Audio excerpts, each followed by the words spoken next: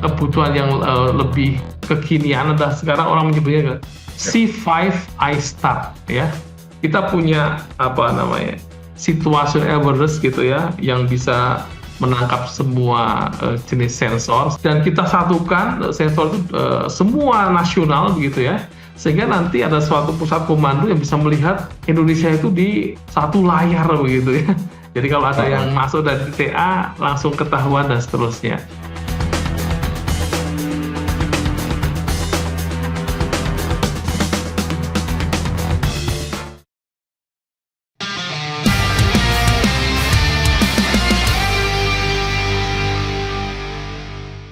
Oke, Assalamualaikum warahmatullahi wabarakatuh. Apa kabar Sobat Armory? Kembali lagi ketemu bersama kami dalam program Armory Talks. Nah, seperti biasa, program ini akan menghadirkan narasumber kompeten dengan topik dan isu yang menarik untuk kita bahas. Bagaimana dengan pekan ini?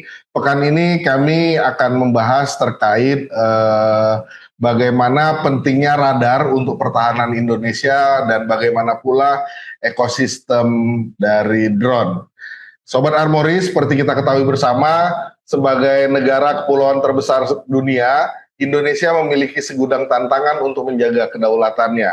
Dan radar adalah matanya untuk mengawasi kondisi tersebut, gitu ya. Pada era sekarang, di mana penggunaan drone telah menjadi kebutuhan utama, mengingat isu efisiensi dan efektivitas operasional, serta semakin seringnya konflik-konflik bersenjata terjadi di berbagai belahan dunia, apalagi kemarin ya, sempat ramai juga ya, sepenting dan seperti apakah penggunaan sistem radar dan drone di Indonesia. Nah, kali ini kami sudah menghadirkan narasumber yang benar-benar kompeten membahas terkait hal tersebut. Beliau adalah Associate Profesor Dr. Joko Suryana, akademisi sekaligus pakar radar dari Institut Teknologi Bandung. Langsung aja kita sapa beliau. Apa kabar, Prof? Assalamualaikum. Waalaikumsalam, alhamdulillahirrahmanirrahim, Pak. Kabar baik. Lagi di mana nih, Pak Joko? Ini di kampus, Pak. Di kampus. Oh, di kampus. Iya. Oke. Pak Joko, terima kasih banyak udah mau hadir untuk bincang-bincang dengan kami di program Armory Talk, channel YouTube Armory Reborn. Pak Joko, tadi udah saya sampaikan pengantar, kita hari ini bincang-bincang soal radar sebagai pertahanan Indonesia dan ekosistem drone. Nah, bagaimana Pak Joko melihat penggunaan radar dan navigasi khususnya untuk operasional drone TNI? Apakah dapat meningkatkan kinerja pertahanan Indonesia atau seperti apa, Pak? Silakan Pak Joko. Baik, Pak. Terima kasih sebelumnya. Ya, Pak. Saya kebetulan saat ini mengajar di Teknik Telekomunikasi, ya, dan saya juga memberikan mata kuliah tentang radar dan navigasi. Ya tentu Pak, tentu terkait dengan Indonesia yang areanya sangat luas begitu ya, baik daratan, lautan, ya, apalagi udara begitu ya. Iya. Kita tidak bisa menyerahkan ya monitoring ya, pengawasan, surveillance ya, wilayah yang luas ini hanya dengan menggunakan titik begitu ya. Kita memerlukan teknologi yang mampu mengamati area yang luas, dan radar menjadi salah satu alutsista penting ya untuk melakukan pengamatan. Dan tentu kalau kita melihat apa yang sudah digelar di Indonesia, kita mungkin saat ini memiliki 30 lebih ya satuan radar ya. Dan itu pun sebenarnya masih ada blank spot ya. Nah, sebenarnya selain menggunakan ground radar ya, kalau memungkinkan kita juga dilengkapi dengan radar yang dipasang di satelit begitu ya, sebagai tambahan backup sekaligus ya melengkapi informasi. Dan untuk titik-titik yang blank spot, kita mungkin sedikit demi sedikit akan bisa menutup dengan radar Kevlar yang jangkauannya mungkin di 100-200 kilo gitu. Jadi menurut hemat saya, kebutuhan radar itu sangat sangat penting ya untuk, tentu saja untuk menjadi mata ya bagi, Ya, pengawasan. Nah, yang kedua tadi Bapak menyampaikan terkait dengan navigasi. betul. Navigasi, memang untuk Indonesia ini mostly saat ini dibantu, GPS, Pak, ya, dibantu GPS begitu dan, yang paling banyak memakai mungkin navigasi udara dan barangkali kapal laut ya. Kalau untuk Mm-mm. darat mungkin, dengan apa namanya, semakin baiknya fasilitas jalan tol dan seterusnya, tidak terlalu, sulit ya untuk navigasi. Nah, kalau dikaitkan dengan militer, Pak, ya, Mm-mm. navigasi ini sebenarnya, mungkin mau diarahkan ke bagian dari, contoh memandu missiles begitu ya, kemudian, melakukan apa namanya, panduan pesawat tempur dan seterusnya ya. Nah, tentu di Indonesia ya, navigasi yang, seperti ini ya, kita saat ini tentu fasilitas navigasi kita masih terbatas di bandara-bandara yang, apa Ya. namanya, bandara, sipil ya, sedangkan bandara-bandara, apa namanya, yang militer begitu, ini mungkin ke depannya perlu ditingkatkan gitu ya. Mm-mm. Nah, kalau dikaitkan dengan drone, tadi Bapak juga menyampaikan tentang drone ya. Iya. Drone itu saat ini Pak ya, saya melihatnya itu menjadi dua dua hal yang sangat penting. Pertama dia sebagai weapon Pak ya, sebagai weapon. Yang kedua itu sebenarnya perpanjangan mata ya, Mm-mm. dari, pengamatan kita ketika ya, radar kita atau penglihatan radar kita, tidak bisa mencukupi untuk mendetilkan satu pengamatan di suatu tempat. Menurut saya ini, perlu, setiap saat kita melakukan modernisasi dan pengembangan, Pak. Demikian Pak mungkin dari saya, Pak. Oh ya, oke. Jadi menurut Pak Joko ini gini, kalau kita mempertimbangkan isu kemandirian pertahanan Indonesia gitu ya, sesuai arahan Pak Prabowo gitu, kemudian melihat juga polaritas geopolitik dunia, khususnya Amerika versus Cina belakangan ini gitu ya, termasuk juga dalam bidang teknologi, apakah jadi masalah atau tidak masalah jika Indonesia bergantung dengan produk-produk buatan Amerika atau Barat saja gitu? Atau sebaiknya ada kombinasi sistem buatan Cina dan Rusia gitu? Gimana menurut Pak Joko? Ya, baik Pak. Ini pertanyaan menarik tapi sekaligus sensitif ya. Eee, Maksud saya begini, jadi, Ah, sebagai negara, kita punya kebutuhan untuk, eksistensi, mempertahankan diri, dan, ya, mengamankan, wilayah beserta, negara gitu dan masyarakatnya. Tentu, dengan kebutuhan seperti itu, yang pertama jadi yang terpenting adalah, kita mempertahankan diri.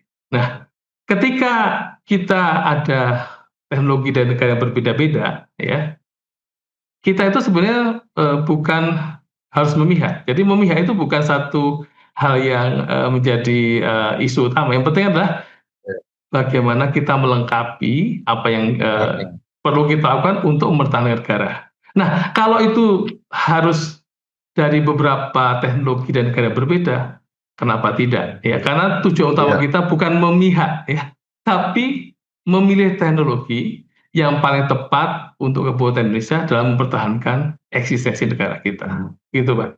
Itu dari saya Artinya dari sah-sah sisi itu aja sih, Pak. kalau artinya sah-sah aja kalau kita juga nggak bergantung dengan produk-produk Barat saja, tapi kita juga mulai melakukan kombinasi dengan sistem buatan Cina atau Rusia gitu ya Pak ya?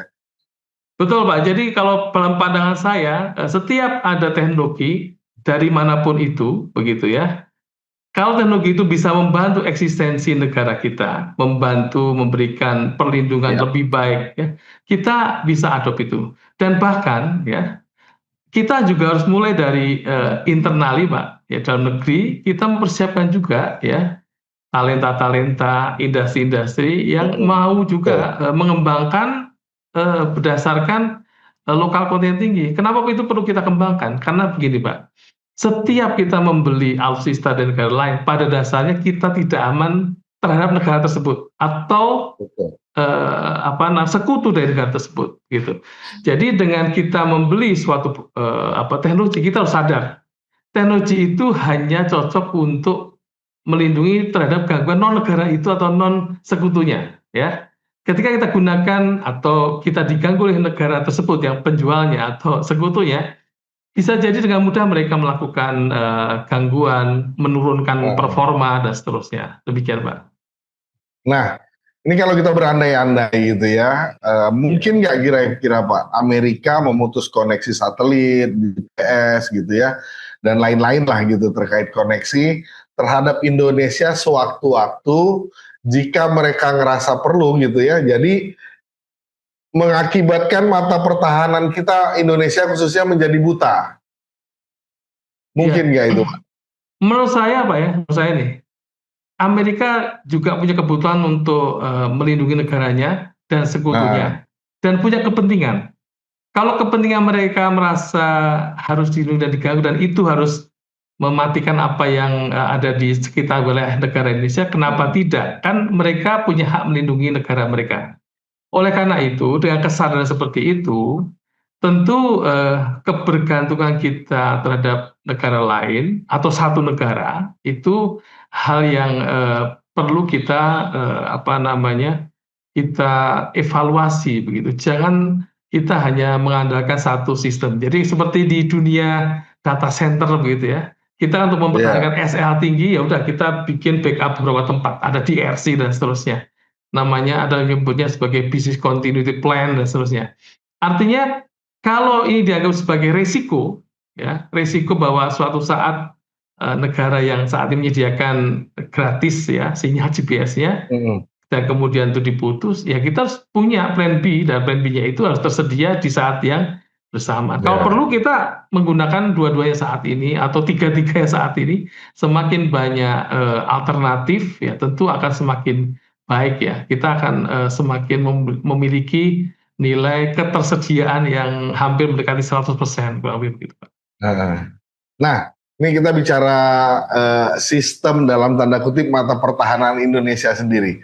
Gimana Pak Joko melihatnya? Apakah saat ini kita udah punya sistem mata pertahanan yang mumpuni atau ternyata masih kurang? Apalagi kalau kita mengacu ke kemarin peristiwa perang ya, Iran Israel, kemudian disusul dengan Amerika nyerang Israel, Iran maksud kami gitu ya.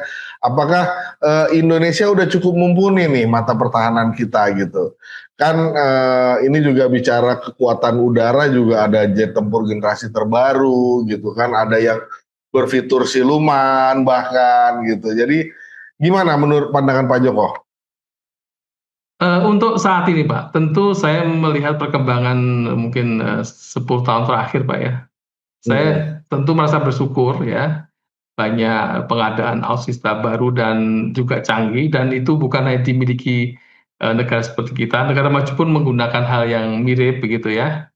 Kita ya, memiliki pesawat misalnya Rafale, negara-negara maju juga ada yang memiliki Rafale gitu. F-16 juga kita punya gitu ya. Kita juga punya Sukhoi dan sebagainya. Itu pun ya, secara secara teknologi juga dimiliki negara-negara maju ya. Tentu kalau disebut apa kita puas sebagai negara bahwa itu cukup, ya kita tidak boleh mengasumsikan cukup ya. Kita tidak betul. boleh bukan karena saya melihat kelemahan, tapi kita tidak pernah boleh mengasumsikan kita sudah cukup untuk mengantisipasi semua kemungkinan ya. Kita merasa kurang ya, tapi kurang itu maksudnya adalah kita menyempurnakan begitu. Apakah dengan melengkapi dengan alutsista lebih baru dan seterusnya, atau kita mengembangkan teknologi ya dengan tadi saya sampaikan ya, dengan sumber daya nasional begitu kerjasama dengan Hmm, industri luar negeri ya, kita mencipta sesuatu ya. Mungkin KFW yang dulu sempat berhenti itu dinormalisasi dan seterusnya. Kita juga ada mitra misalnya dengan barangkali dengan Turki begitu ya. Dan setiap negara yang bisa bersama-sama Indonesia memiliki kesamaan visi untuk kedamaian, ya. Tapi dalam kedamaian itu kita juga perlu meningkatkan kewaspadaan dan Ya. sama-sama ingin meningkatkan teknologi. Kenapa tidak? Jadi saya hanya bisa menyampaikan bahwa yang sekarang sudah dimiliki TNI sudah saya kira sudah makin baik, tetapi kita tidak boleh merasa puas. Saya kira meningkatkan terus karena tantangan selalu berubah, ya. Dulu Iya. kita tahu bahwa drone itu dianggap tidak terlalu berbahaya, ya. Tapi terakhir-terakhir sangat berbahaya, ya. Kemudian dulu dengan radar GCI cukup begitu. Sekarang dengan adanya misil hypersonic begitu ya, yang memiliki kecepatan, memiliki manuver ya, dan kemudian memiliki daya tembus yang sangat sangat menghancurkan begitu ya. Itu tentu kita harus waspada ya dan selalu meningkatkan keunggulan tersebut untuk mengantisipasi segala kemungkinan begitu. Jadi saya melihatnya kurang lebih begitu, Pak. Jadi positive thinking-nya adalah semakin baik apa yang dimiliki negara kita, tapi kita tidak boleh puas. Dan satu lagi tadi Bapak menyebut tentang stealth ya. Ah, Jadi pesawat stealth itu adalah suatu pesawat yang memiliki kalau bahasa ditandingkan RCS-nya kecil, radar cross section itu kecil, mungkin bisa di bawah 1 meter persegi, begitu ya. Sehingga ketika dicoba dideteksi radar itu jadi tidak terlihat kadang-kadang, apalagi dengan manuver ya, manuver yang cepat ya, itu semakin menyulitkan untuk deteksi. Satu lagi Pak, pesawat mm, stealth itu tidak hanya di RCS-nya, manuvernya itu mm, juga membuat RCS-nya itu kelihatan berubah-ubah ya. Istilahnya mm, itu radar kita masih radar yang mechanical begini Pak ya. Jadi untuk menuju ke tempat yang sama itu butuh satu putaran 6 RPM, 12 RPM dan seterusnya. mm. Karena kita masih mechanical. Sementara radar Ya. modern itu sudah namanya non-rotating radar ya. Jadi radarnya tidak muter, setiap saat itu bisa memantau di suatu sudut sama, bahkan sekarang itu ada lagi radar namanya hemisphere coverage non-rotating radar ya, yang disebut yang tidak perlu muter karena yang muter itu adalah elektroniknya. Nah kalau Mm, radar seperti itu tentu memiliki kelebihan dibanding yang harus untuk menuju ke titik yang sama muter lagi ya, muter lagi. Ketika muter ya. lagi itu bisa jadi dia sudah pindah kemana begitu, ya. Jadi kalau kalau saya boleh menyampaikan bahwa tentu kita senang dengan apa yang sudah dimiliki, tapi Mm. kita nggak boleh puas karena tantangan itu semakin hari semakin berubah dan Ya. semakin cepat kan begitu. Demikian Pak. Artinya gini, saya coba menyederhanakannya, mata pertahanan dalam tanda kutip mata pertahanan Indonesia saat ini sebenarnya udah cukup mumpuni. Cuma karena ini teknologi terus berkembang, kita nggak bisa berhenti di sini.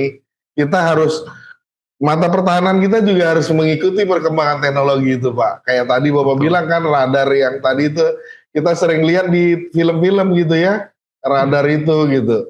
Dengan pesawat siluman sekarang yang semakin canggih gitu kan, radarnya juga harus mulai mulai mengikuti perkembangan teknologi. Gitu kali ya Pak Joko ya. Betul Pak, betul Pak. Oke, Pak Joko, ini berkaitan dengan inovasi gitu ya, inovasi yang berkaitan dengan teknologi nih. Kita kan lihat nih, ya sederhananya kalau kita lihat teknologi sekarang nggak cuma di industri pertahanan, radar, drone, sistem dan lain-lain gitu. Secara umum teknologi ini berkembangnya pesat sekali ya Pak.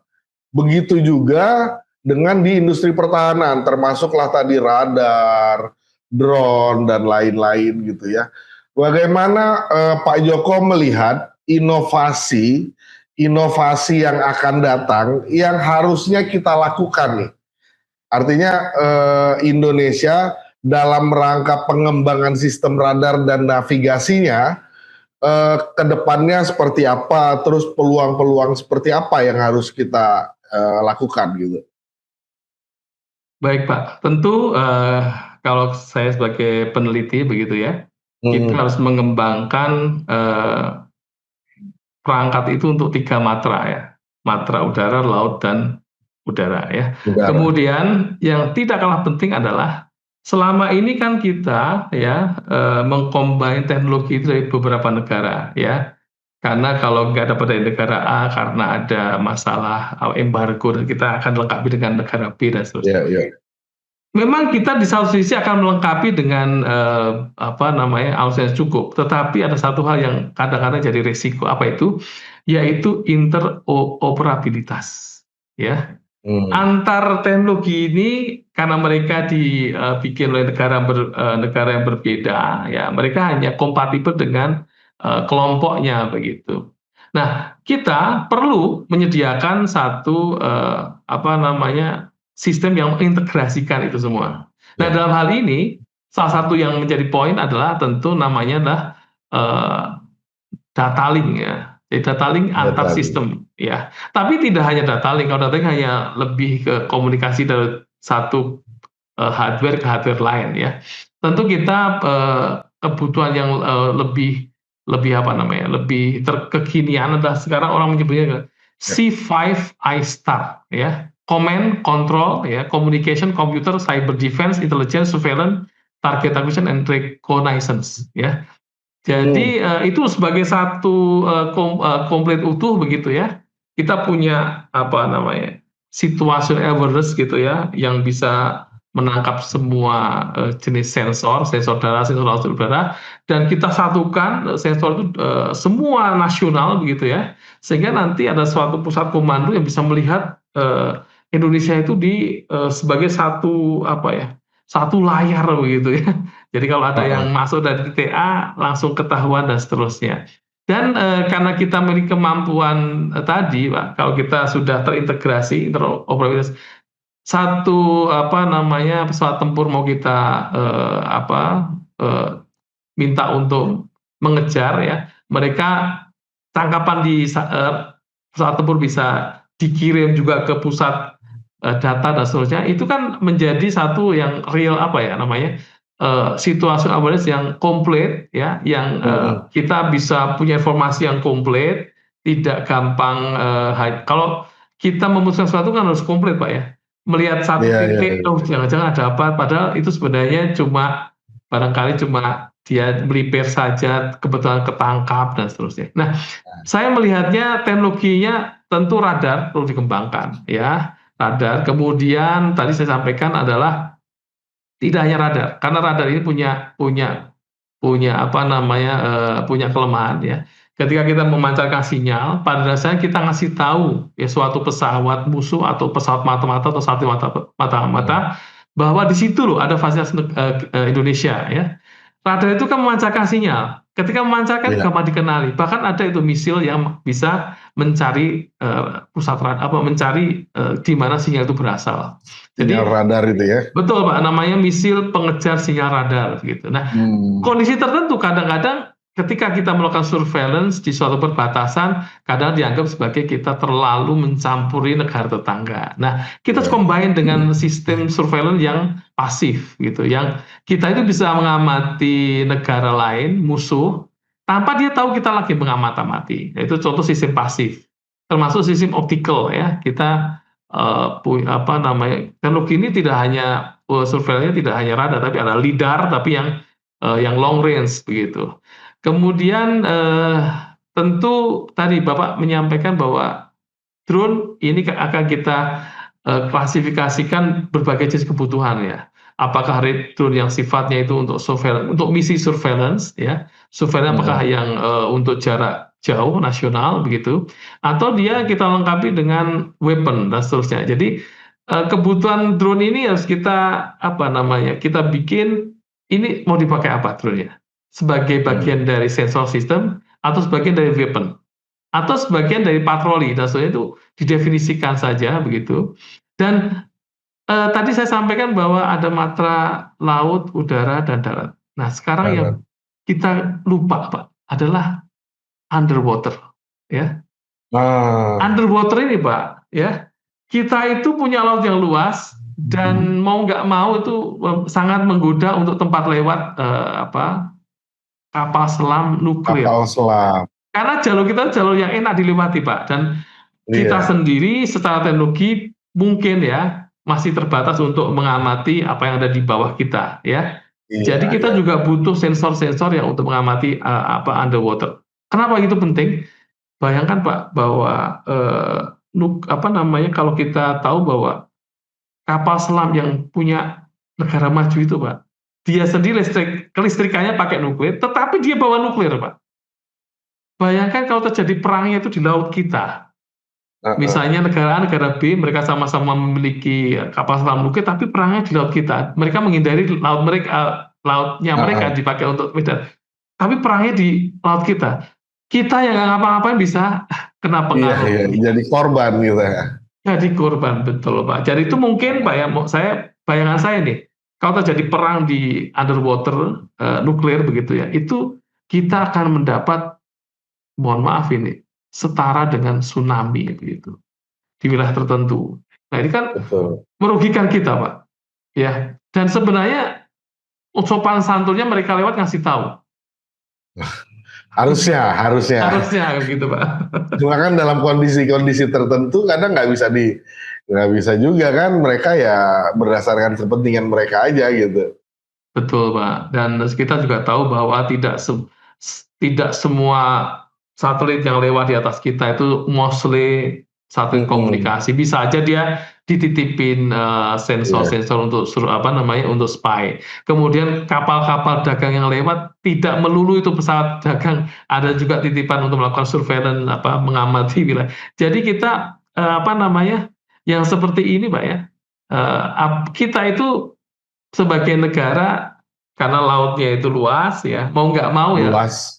menggoda untuk dilewatin dan, negara kita Ya, juga negara yang punya sumber daya dan kaya raya, sangat menggoda untuk negara-negara yang berkepentingan itu pengen mengeksploitasi kita, begitu Pak. betul, betul, betul.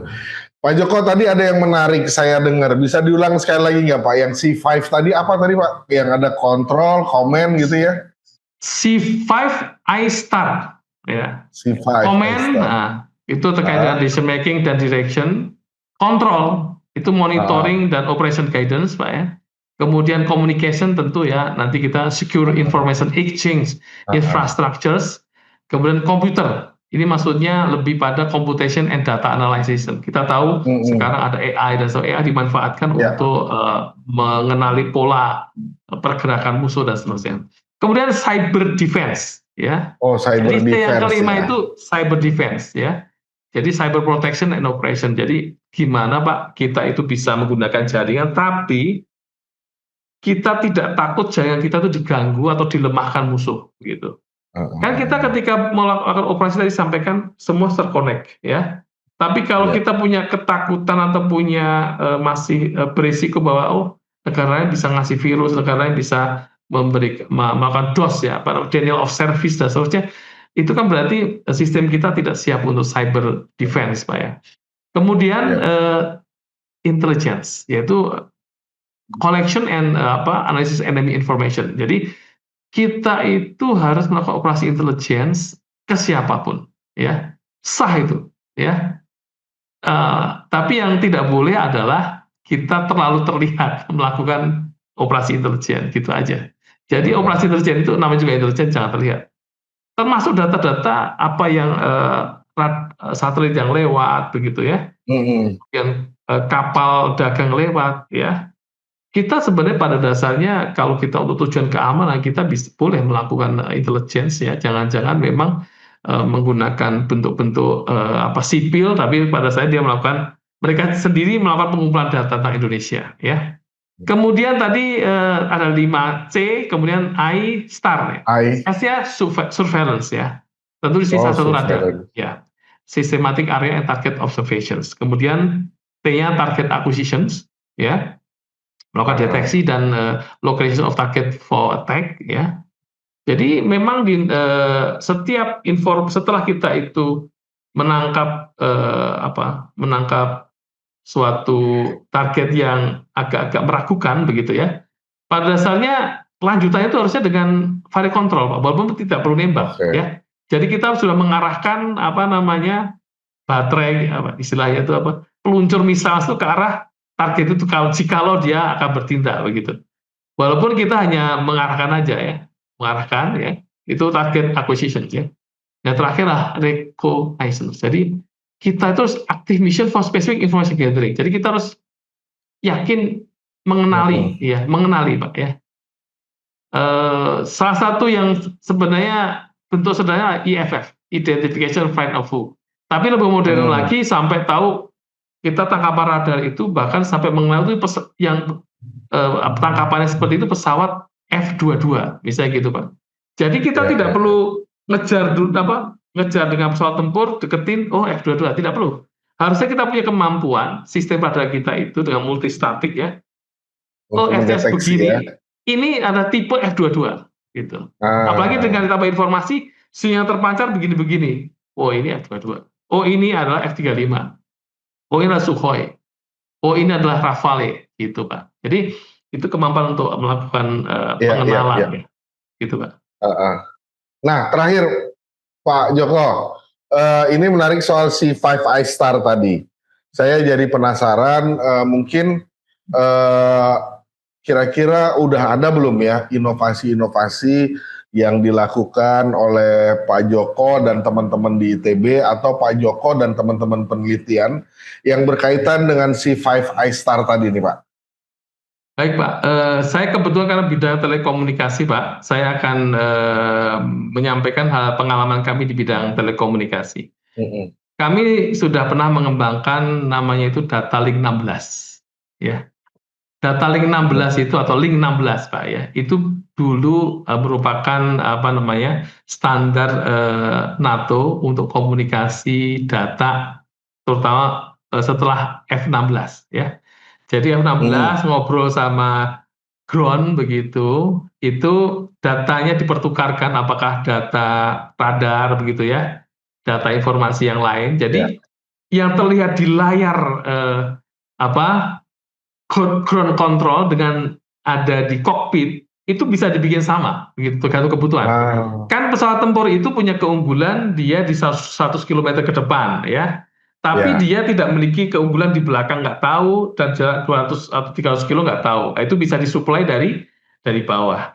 Demikian juga di ground itu hanya tahu informasi titik.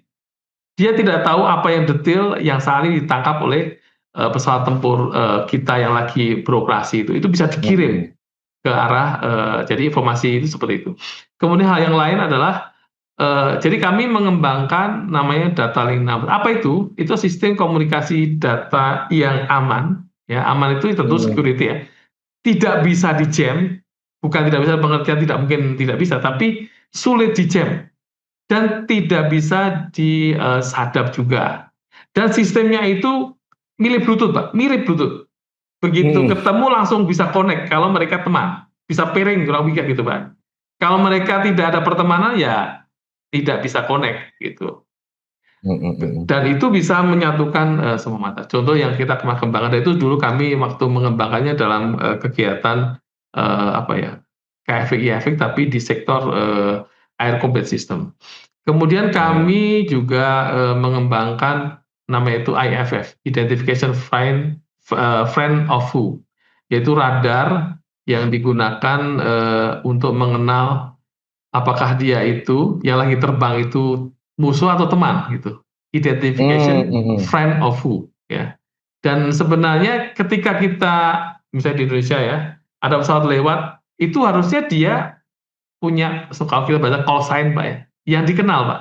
Kalau dia lewat dia nggak lapor, kita perlu nanya, kamu siapa? Gitu. Nah, sinyal kamu siapa itu sinyal IFF, namanya interrogator. Kalau dia nggak jawab, patut curigai dia adalah pihak yang memiliki tujuan tidak baik lewat Indonesia. Dia harus jawab kalau dia merupakan pesawat yang dapat lisensi lewat atau dia adalah pesawat dari negara tetangga yang pengen lewat begitu ya. Dia akan jawab. Kalau nggak jawab, dipastikan dia punya maksud jelek gitu. Kecuali secara kesisteman dia rusak. Tapi ini jarang lah pesawat modern kok ini rusak begitu Pak. Nah itu seperti itu. Jadi IFF. Kemudian kami juga mengembangkan dulu radar pasif Pak. Radar pasif tentu karena kami itu kampus ya. Kami hanya sampai TRL 8 begitu, tidak sampai produk massal ya. Dan kita sebenarnya akan mengembangkan radar pasif ini. Sebenarnya itu kita udah pernah deploy di 2 tempat, Bandung dan Jakarta. Sehingga kalau kita satukan tuh radiusnya bisa lumayan Pak, bisa 300 hampir 400 kilo. Karena masing-masing itu memiliki radius 120 kilo. Jadi kalau kita satukan Bandung Jakarta itu bisa hampir 400. Dan itu tidak perlu memancarkan sinyal, Pak. Jadi itu bisa dipakai di perbatasan ya. Kemudian kami juga terlibat dalam pengembangan radar GCI bersama rekan-rekan dari LAN gitu ya, dan beberapa industri swasta tanah air begitu. Intinya kita melakukan lead bank begitu, membuat radar yang kemampuannya kurang lebih sama ya dengan GCI 400 kilo ya. Kemudian informasinya 3D dan seterusnya. Dan kami juga berkesempatan mengembangkan AESA radar, Pak. Radar yang dimiliki pesawat tempur ya. Yang itu kalau dikembangkan lebih jauh bisa untuk tadi disampaikan Pak. Radar modern yaitu hemisphere non-rotating radar yang dipakai beberapa negara. Kalau di Israel itu walaupun belum bentuknya paripurna, mereka nyebutnya Iron Dome ya. Iron Di Dome beberapa negara, ya. kemarin. Karena dia memiliki kemampuan untuk melindungi, jadi bentuknya seperti kubah gitu Pak. Nah, kalau bahasa teknisnya hemisfer, Pak. Setengah lingkaran begitu. Kurang lebih kalau dari kami begitu, dari communications, ya, identifications, dan juga tadi Pak kami juga mengembangkan radar juga. Dan satu lagi tim kami yang lain mengembangkan namanya EOTS, Electro Optical Targeting System. Nah ini perangkat ini adanya di F35 dan F22 Pak. Jadi kalau Bapak lihat di bagian bawah di F35 itu ada bentuk seperti apa ya, seperti piramid begitu. Dia itu adalah melakukan kurang lebih ada fungsi yang mirip radar tapi dengan optikal begitu, dan sekaligus bisa melakukan ini Pak, pointing target itu. Dan itu akan digunakan oleh misil sebagai panduan kamu menuju ke situ secara presisi begitu Pak. Itu yang kita sudah coba kembangkan begitu. Tentu tadi Pak. Jadi kalau kita bicara apakah sudah jadi produk akhir, belum ya. Karena kami itu tentu sebagai kampus Pak ya, kampus itu tidak sampai produk akhir ya, tapi kita tentu akan senang bekerja dengan industri begitu, industri yang akan melanjutkan sebagai produk akhir. Demikian Pak. Ya, menarik Pak Joko. Ya, meskipun kampus tidak menghasilkan produk akhir gitu ya, seperti Pak Joko sampaikan tadi, tapi harapannya kalau memang ini ternyata positif buat Indonesia, buat sistem radar sebagai mata pertahanan kita, kenapa enggak ini diadopsi oleh pihak swasta atau pemerintah sendiri gitu ya. Oke, Pak Joko terima kasih banyak. Nggak terasa udah setengah jam lebih karena memang ini ngobrol-ngobrol hari ini tuh bicara soal industri pertahanan menarik ya, karena memang kondisi geopolitik kita yang semakin dinamis berapa minggu terakhir ini gitu ya. Tapi sayang kita harus dibatasi dengan durasi Pak.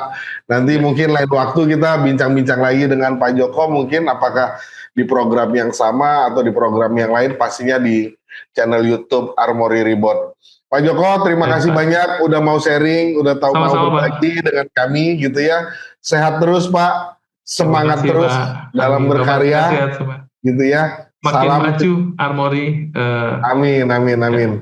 Titip salam buat teman-teman peneliti maupun teman-teman di Institut Teknologi Bandung, Pak Joko. Baik Pak. Terima kasih Pak Joko. Ya, Sobat Armory, itu tadi obrolan kami bersama Asosiat Profesor Dr. Joko Suryana, praktisi sekaligus akademisi radar dari Institut Teknologi Bandung. Saksikan terus program Armory Talks dan program-program lainnya, pastinya akan membahas isu-isu berkaitan dengan geopolitik dan alutsista terkini, tentu saja di channel YouTube Armory Rebound. Terima kasih. Assalamualaikum warahmatullahi wabarakatuh.